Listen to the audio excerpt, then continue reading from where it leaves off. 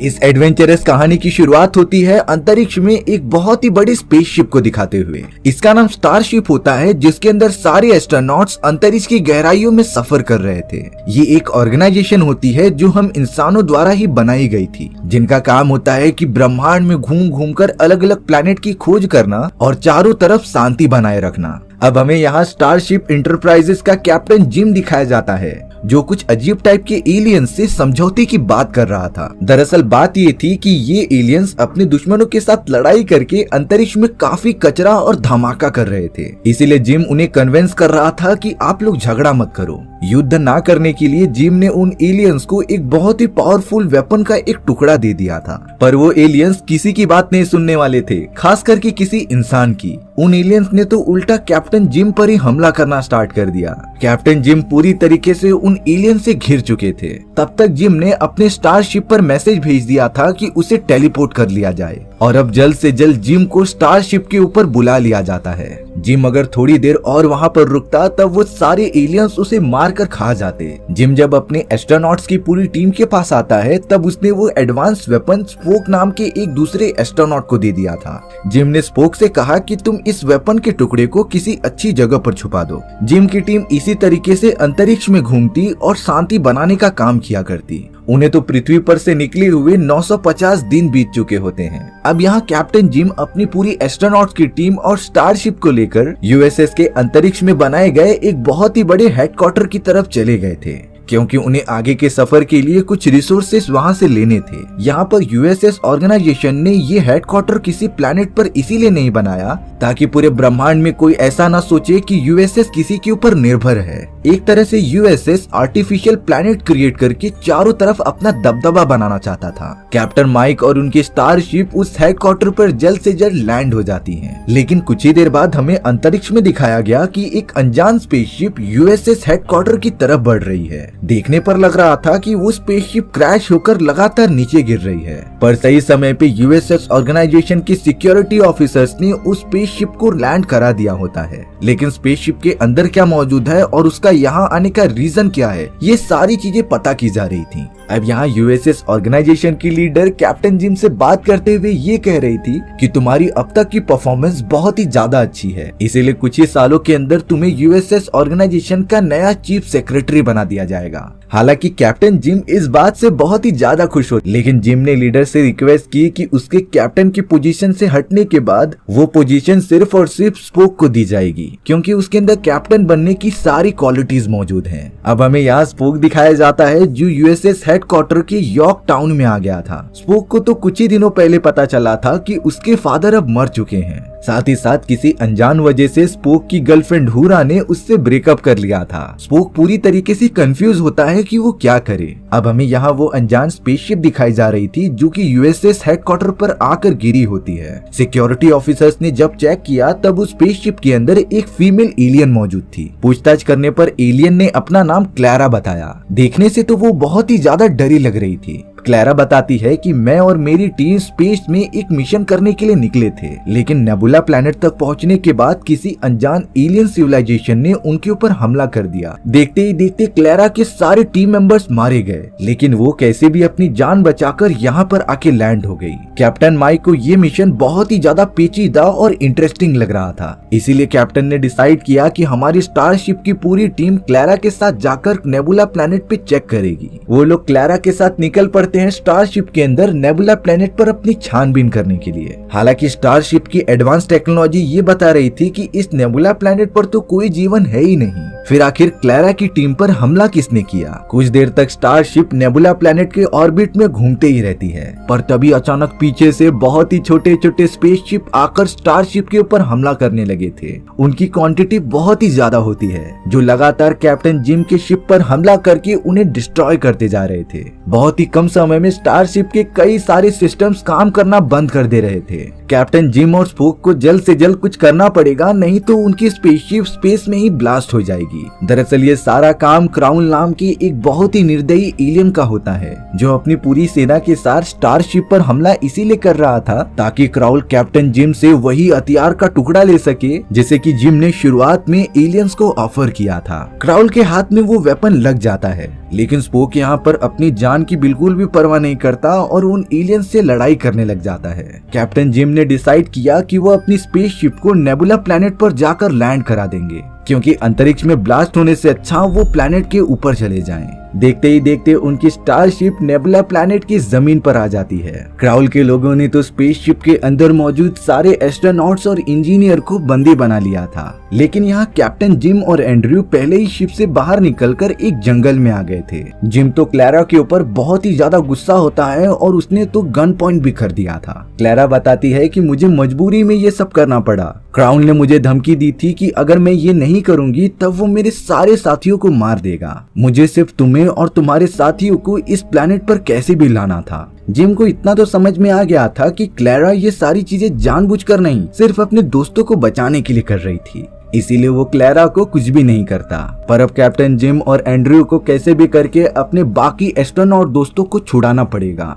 इस प्लैनेट का एनवायरनमेंट ऐसा था जहां पर कोई भी जीपीएस ट्रैकिंग डिवाइस काम ही नहीं करता। वहीं दूसरी तरफ हमें स्पोक और डॉक्टर को दिखाया जाता है जो उन एलियंस की स्पेसशिप में आकर उसी प्लैनेट पर क्रैश हो गए थे। डॉक्टर तो सही सलामत बाहर निकल जाते हैं, लेकिन यहाँ स्पोक बहुत ही ज्यादा घायल हो चुका था। उसके पेट में तो लोहे का एक टुकड़ा घुस जाता है। डॉक्टर ने तो बड़े आराम से स्पोक को बाहर निकाला और वहाँ पे मौजूद चीजों की मदद से स्पोक के घाव को ठीक करने लगे। वहीं अब दूसरी तरफ हमें कैप्टन जिम के टीम का एक मेंबर स्कॉट दिखाया जाता है जो एक पहाड़ के ऊपर लटका हुआ था। स्कॉट कैसे भी करके धीरे धीरे पहाड़ से नीचे उतरने लग जाता है, लेकिन थोड़ी दूर आगे जाने पर ही उसे कुछ एलियंस मिल जाते हैं जिन्होंने स्कॉट को घेर लिया था। स्कॉट उन एलियंस से कहता है कि हम दोनों तो भाई भाई है ना, फिर लड़ने की क्या जरूरत। पर जैसे ही वो एलियंस स्कॉट पर हमला करते, वहाँ पर गैला नाम की एक दूसरी एलियन आ जाती है। गैला ने अपने एडवांस हथियार की मदद से उन एलियंस को मारा तो नहीं, पर उन्हें जल्द से जल्द डराकर वहां से भगा दिया।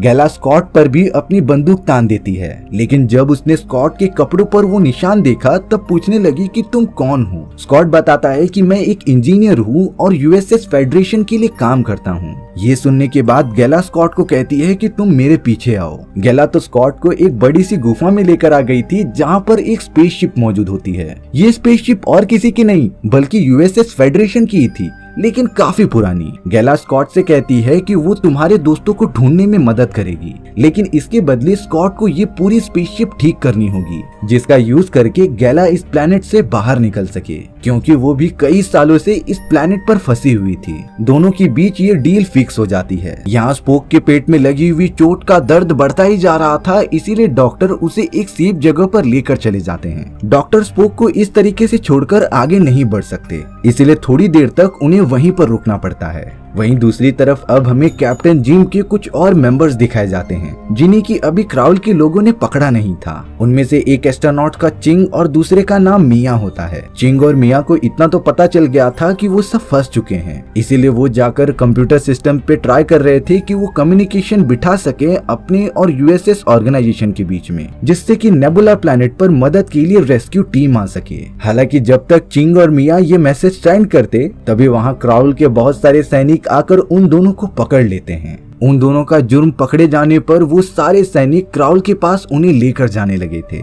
वहीं कैप्टन जिम, एंड्रयू और क्लैरा लगातार अपनी क्रैश हुई स्पेसशिप की तरफ बढ़ते जाते हैं। क्लैरा भी उन सभी का साथ देने के लिए रेडी हो जाती है। यहाँ कैप्टन जिम ने बताया कि शायद से क्राउल वही छोटे से वेपन के टुकड़े को लेने आया था जिसे कि इन्फिनिटी कहा जाता है, लेकिन जो वेपन का टुकड़ा क्राउल लेकर गया है वो नकली है। मैंने तो असली वाले वेपन के टुकड़े को स्पेसशिप में ही किसी अच्छी जगह पर छुपा दिया है। कैप्टन जिम जब उस वेपन के टुकड़े को निकालने जाते हैं तभी अचानक क्लैरा जिम को मारकर दूर कर देती है। क्लैरा तो उस वेपन के टुकड़े को निकालने लगी। दरअसल यहाँ शुरुआत से ही क्लैरा क्राउल के लिए काम किया करती थी और अब क्लैरा कैसे भी करके वेपन को लेकर क्राउल को दे देगी। लेकिन यहाँ पर कैप्टन जिम क्लैरा से ज्यादा समझदार थे। जिम ने जो जगह बताई वहाँ पर तो वेपन मौजूद ही नहीं होता। वो तो सिर्फ चेक करना चाहता था कि क्लैरा हमारे साथ है कि नहीं। और अब यहाँ एंड्रयू ने क्लैरा के ऊपर गन तान दी होती है। क्लैरा ने तो क्राउल के बहुत सारे सैनिकों को यहाँ पर बुला लिया था। अगले ही मोमेंट में कैप्टन जिम और एंड्रयू तो वहाँ से अपनी जान बचाकर भागने लगे थे।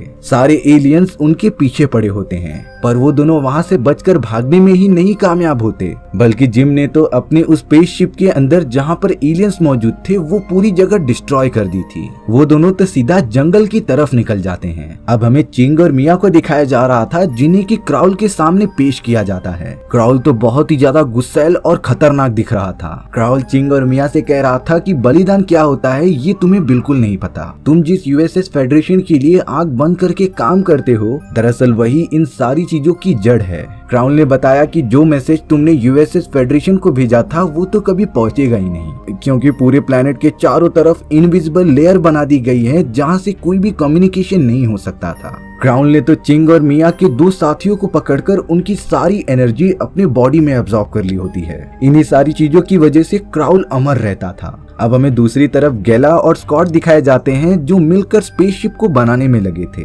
गैला को काफी ऊंची आवाज में म्यूजिक सुनना बहुत ही अच्छा लगता था, लेकिन स्कॉट गैला से कहता है कि तुम म्यूजिक का वॉल्यूम कम करो क्योंकि मैं काम नहीं कर पा रहा हूँ। तभी अचानक गैला को पता चला कि जंगल में बिछाए गए उसके जाल में कोई शिकार फंसा है। वो दोनों चले गए थे अपने शिकार को देखने के लिए, लेकिन जंगल में जाने के बाद पता चलता है कि उस जाल के अंदर और कोई नहीं बल्कि कैप्टन जिम और एंड्रयू फंसे हुए थे। वो दोनों तो स्टैचू की तरह एक ही जगह पर फंसे हुए होते हैं। स्कॉट तो सबसे पहले उन्हें देखकर बहुत ही ज्यादा खुश हो रहा था। बाद में उसने गैला को बताया कि ये मेरे साथी हैं। गैला तुरंत ही दोनों को ट्रैप से निकाल देती है और अब कैप्टन जिम, एंड्रयू, स्कॉट और गैला उस स्पेसशिप में आ गए थे। स्कॉट कैप्टन जिम को सारी बातें बताता है कि कैसे गैला स्पेसशिप को ठीक करके यहाँ से निकलना चाहती है और मैं तब से ही गैला की मदद कर रहा हूँ। जिम तो ये देखकर एकदम शॉक रह गया था कि ये स्पेसशिप यूएसएस फेडरेशन का है, जो कई साल पहले गायब हो चुका था। थोड़ा और अच्छे से जानकारी इकट्ठा करने के बाद जिम को पता चला कि ये स्पेसशिप यूएसएस फेडरेशन की सबसे पहली स्पेसशिप थी, जिसका नाम स्टारशिप फ्रैंकलिन होता है। कई साल पहले ये स्पेसशिप अनजान तरीके से गायब हो चुकी थी। उसके बाद स्पेसशिप का सिग्नल यूएसएस फेडरेशन को कभी मिला ही नहीं। स्कॉट और गैला ने अंदाजा लगाया कि जब ये स्पेसशिप मिशन करने आई हुई होगी, तब शायद से क्राउल की एलियन सेना ने ही उनके ऊपर हमला कर दिया था। अपनी जान बचाने के लिए शायद वो इस प्लेनेट पर आ गिरे और फिर कभी गए ही नहीं। स्कॉट ये भी बताता है कि स्पेसशिप की सारी चीजें प्रॉपरली काम कर रही हैं, लेकिन सिर्फ इसे थोड़ी सी मेंटेनेंस की जरूरत है। यहाँ कैप्टन जिम को एक बात समझ में नहीं आती कि ये स्पेसशिप यहाँ पर कई सालों से पड़ी हुई है, तो फिर क्राउल के लोगों ने इसे अब तक ढूंढा कैसे नहीं। ये बात समझाने के लिए गैला जिम को स्पेसशिप के ऊपर लेकर चली जाती है। गैला ने तो इनविजिबल होने के डिवाइस चारों तरफ लगा दिए थे, जिससे कि स्पेसशिप को कोई भी नहीं देख सकता था। अब यहाँ कैप्टन जिम के पास एक मौका होता है यहाँ से अपने साथियों को लेकर बाहर निकलने का, इसीलिए वो भी गैला का साथ देने के लिए रेडी हो जाते हैं। जिम ने नोटिस किया कि स्पेसशिप के सिस्टम में एक अजीब तरीके के सिग्नल्स मिल रहे हैं और ये सिग्नल्स कहीं न कहीं जाने पहचाने थे। जिम तुरंत समझ जाता है कि ये सिग्नल्स हो न हो डॉक्टर और स्पोक के हो सकते हैं, जो वहीं पहाड़ी वाले इलाके में अभी भी फंसे हुए थे। लेकिन ये बात डॉक्टर और स्पोक को पता नहीं होती कि जिम और बाकी सभी ने उन्हें ढूंढ लिया है। वो दोनों तो अपना सफर धीरे धीरे तय करते जा रहे थे, पर अब डॉक्टर और स्पोक ने आसमान में देखा कि स्क्रॉल की बहुत सारी सेना स्पेसशिप लेकर आ रही है। उन दोनों के पास लड़ने के सिवा और कोई भी ऑप्शन नहीं था, पर जैसे ही वो सारे एलियंस की सेना उन दोनों पर हमला करने गई, वो दोनों किसी दूसरी जगह पर टेलीपोर्ट हो जाते हैं, जिनके सामने अब कैप्टन जिम खड़े थे। यानी कि जिम ने ही स्पोक और डॉक्टर के लोकेशन का पता करके उन्हें अपनी शिप में टेलीपोर्ट कर लिया था। स्पोक की कंडीशन देखने से बहुत ही ज्यादा खराब लग रही थी, इसीलिए उसका जल्द से जल्द ट्रीटमेंट किया जाने लगा। अब हमें दूसरी तरफ क्राउल को दिखाया जा रहा था, जहां पर उसका एक साथी आकर बताता है कि जिस वेपन की हम सब तलाश कर रहे हैं वो यहीं किसी क्रू के पास मौजूद है। क्राउल तो एकदम आउट ऑफ कंट्रोल होकर सीधा उन बंदी बनाए गए हुए लोगों के पास चला जाता है और उन्हें डरा धमका कर इन्फिनिटी वेपन मांगने लगता है। क्राउल ने तो चिंग के ऊपर बंदूक तान दी थी और वो उसे मारने ही जा रहा था। तभी एक एस्ट्रोनॉट एलियन सामने आ जाती है, जो कैप्टन जिम के ही टीम में काम किया करती थी। उसने तो अपने सर के पीछे छुपाए हुए इन्फिनिटी वेपन को निकाल दिया और क्राउल को दे दिया, जिससे कि वो चिंग और बाकी लोगों को कुछ ना करे। और अब इतनी ज्यादा मेहनत करने के बाद क्राउल को वो इन्फिनिटी वेपन मिल चुका होता है। वेपन को लेकर क्राउल जल्द से जल्द अपने स्पेसशिप में आ गया था, पर वो कहीं न कहीं इस वेपन का यूज करने के लिए थोड़ा सा डर रहा था। सबसे पहले क्राउल ने वेपन की पावर को डिमॉन्स्ट्रेट करने के लिए उसी एलियन एस्ट्रोनॉट को बुला लिया होता है और वेपन की 1% से भी पावर का यूज करते हुए उस एस्ट्रोनॉट की पूरी बॉडी को डिस्ट्रॉय कर देता है। तब जाकर क्रॉल ने अपने आदमियों को बताया कि ये इन्फिनिटी वेपन इतना ज्यादा पावरफुल है कि किसी भी जिंदा चीज को पल भर में खत्म कर सकता है। इस खतरनाक और जानलेवा वेपन को जिस सिविलाइजेशन ने बनाया था वो इसकी पावर को कंट्रोल नहीं कर पा रहे थे, इसीलिए उन्होंने इन्फिनिटी वेपन को स्पेस में दूर कहीं फेंक दिया था। शॉकिंग बात तब होती है जब क्राउल बताता है कि नेबुला प्लैनेट उनका नहीं है, बल्कि ये तो उन्हीं एडवांस सिविलाइजेशंस का था जिन्होंने इन्फिनिटी वेपन बनाया होता है। दरअसल कई साल पहले इसी वेपन की वजह से उन एडवांस एलियंस की सिविलाइजेशन पूरी की पूरी खत्म हो चुकी थी, जिस वजह से नेबुला प्लैनेट पर मौजूद सारे जीव जंतु डिस्ट्रॉय हो गए। लेकिन अब क्राउल को पता है कि इस वेपन का अच्छे से यूज कैसे किया जा सकता है। क्राउल की दुश्मनी सिर्फ और सिर्फ यूएसएस फेडरेशन से थी। क्राउल सिर्फ उन सभी को खत्म करके हेडक्वार्टर पर कब्जा करना चाहता था। अब हमें यहाँ कैप्टन जिम और बाकी सभी को दिखाया जाता है जो ये डिस्कस कर रहे थे कि हमें जल्द से जल्द क्राउल के ऊपर हमला करना पड़ेगा।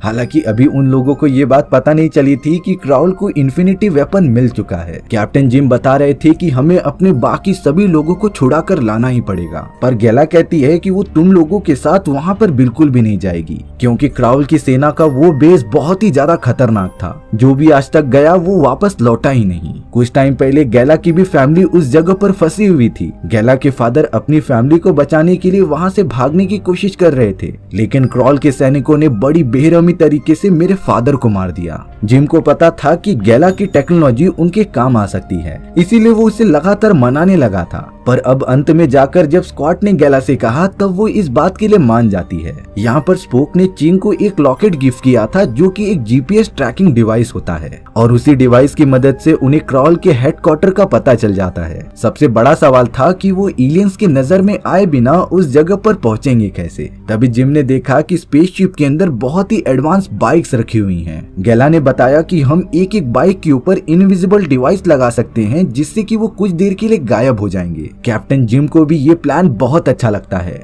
और अब वो सब लगातार इनविजिबल बाइक की मदद से क्राउल की लोकेशन की तरफ जाने लगे होते हैं। देखते ही देखते वो सब अपनी क्रैश हुई स्पेसशिप की तरफ पहुंच गए थे, पर अब क्राउल की एलियन सेना ने उन सभी पर हमला करना स्टार्ट कर दिया था। कैप्टन जिम को तो बाइक चलाना बहुत ही ज्यादा पसंद होता है। वो उसकी मदद से उन एलियंस का ध्यान भटकाते हैं और वहाँ स्पोक और गेला बंदी बनाए गए सारे एस्ट्रोनॉट्स को छुड़ाने लगे थे। सभी एस्ट्रोनॉट्स बाहर निकलने के बाद उन्हें एक के बाद एक टेलीपोर्ट कर दिया गया था स्टारशिप के अंदर। देखते ही देखते सभी लोग वहाँ से बाहर निकल जाते हैं सिवाय जिम और गेला के। गेला के ऊपर तो अब क्राउल का एक एलियन सिपाही वार करने लगा था जो गेला को बहुत ही ज्यादा डैमेज देता है। दरअसल ये वही एलियन था जिसने गेला के फादर की जान ली होती है। वहीं दूसरी तरफ कैप्टन जिम को ये पता चल चुका था कि गेला खतरे में है, इसीलिए वो गेला को मैसेज करता है कि तुम वहाँ से कूद जाओ। जिम भी अपनी बाइक लेकर एक स्टंट मारते हुए हवा में उड़ जाता है। गेला और जिन उड़ते हुए एक दूसरे का हाथ पकड़ लेते हैं और टेलीपोर्ट हो जाते हैं स्टारशिप फ्रैंकलिन में।